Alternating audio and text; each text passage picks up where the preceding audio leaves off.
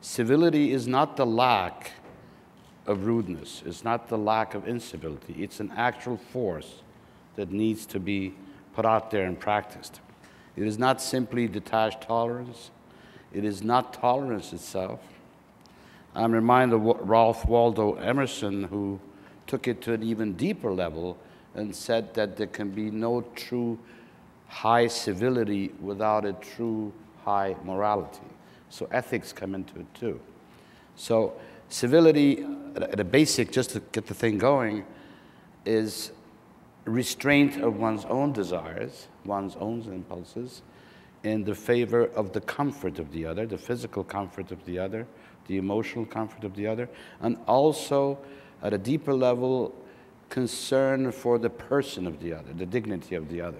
If we think about things that are necessary for community living, we've chosen democracy and the First Amendment because, among other reasons, we think that it's the soundest way to sustain a community. And I think that that's the same reason that we should choose civility. A lot of really interesting Supreme Court precedent on First Amendment issues focuses on this notion of the marketplace of ideas, and that we throw ideas out there, and some of the language is actually really graphic, right? It's this notion of like there being this kind of ultimate fighting championship of ideas where we throw them all into the pit and truth and falsehood grapple, and that kind of rigorous exchange of ideas can happen in ways that are not shrill. You can be passionate without being shrill.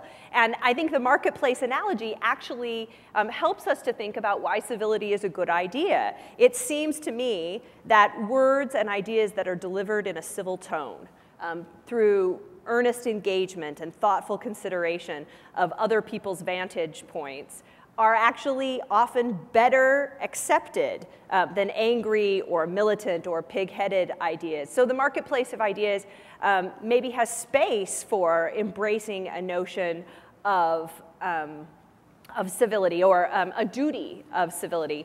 If I'm forced to define it, I want to quote my former boss and my mentor, Justice Sandra Day O'Connor. She says, "Learn to disagree agreeably."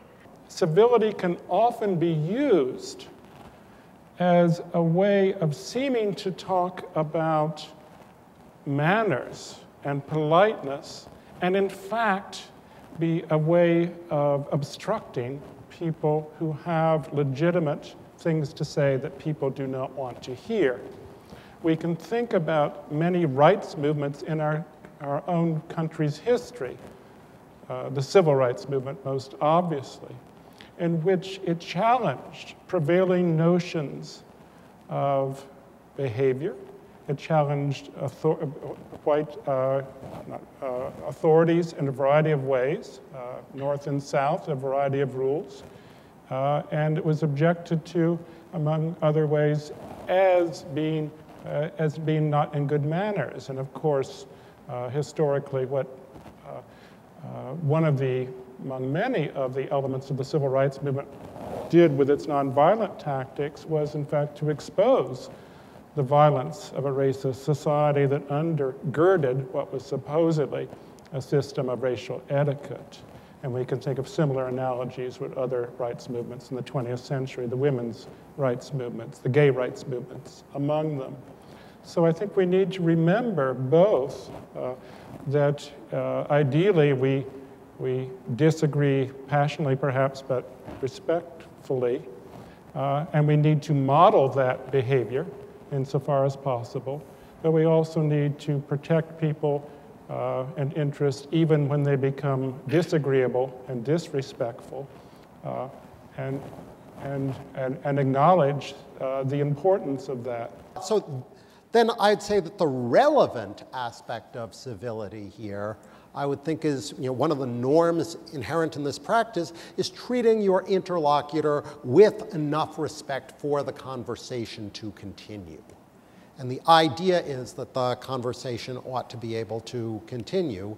But that activity of discourse, part of what comes with that activity of discourse is encountering views hostile to your own. In fact, views that you think that nobody should hold because they are so mistaken and so pernicious in their consequences. So I think that we've got to be careful about with civility rules is part of what free speech contemplates is being exposed to views that you really don't want to hear. In fact, some of the admirable traits of character that a culture of free speech fosters is the ability to be able to hear things that you really don't want to hear without hitting anybody.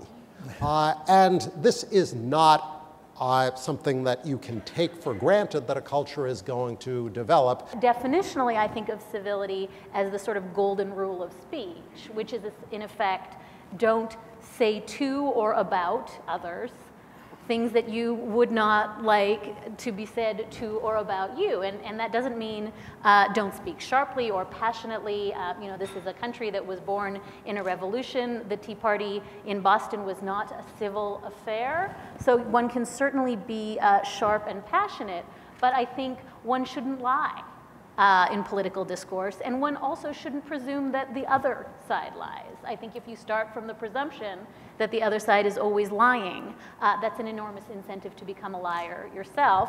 I think you shouldn't attack the speaker. I think you should attack their speech. These are simple golden rule propositions. These are things one teaches one's children.